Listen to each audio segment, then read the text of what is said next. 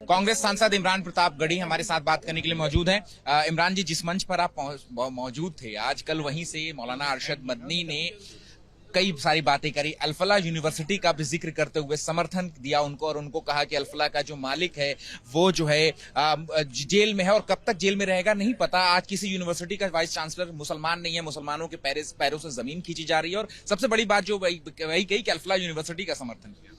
देखिए, आज के सेमिनार में जो टॉपिक था, मैं उस टॉपिक पे वक्तव्य देने आया था।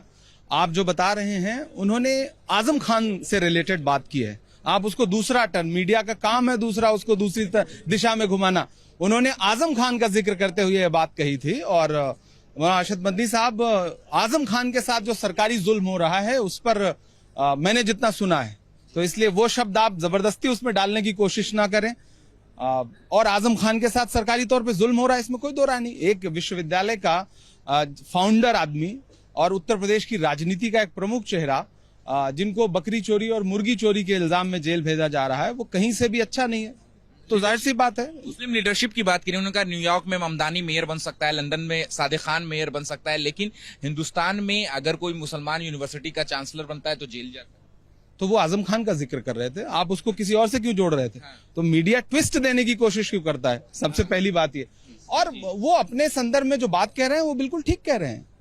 जाहिर सी बात है कि सरकार किस तरह से, आप इतिहास उठा के देख लीजिए, विपक्ष के नेताओं को, और सिर्फ मुस्लिम नेताओं को ही नहीं, विपक्ष की हर वो आवाज जो लगातार बोल रही है, वो दलित समाज से हो, वो पिछड़े समाज से हो, वो मुस्लिम समाज से हो, उनको कुचलने का काम कर रही है। दो सवाल मेरे हैं, अगर आप इस पे जवाब देना चाहें तो, कि टीएमसी पश्चिम बंगाल में टीएमसी के पूर्व एमएलए हैं हुमायूं, उन्होंने 6 दिसंबर को बाबरी मस्जिद बनाने की घोषणा की थी। उसको लेकर के तमाम तरीके की कंट्रोवर्सी जो है वो सामने आ रही है। विश्व हिंदू परिषद कह रहा है कि मंदिर वहीं हमने बना दिया, मस्जिद नहीं, और बाबरी मस्जिद तो पूरे देश में कहीं पर नहीं बना दी।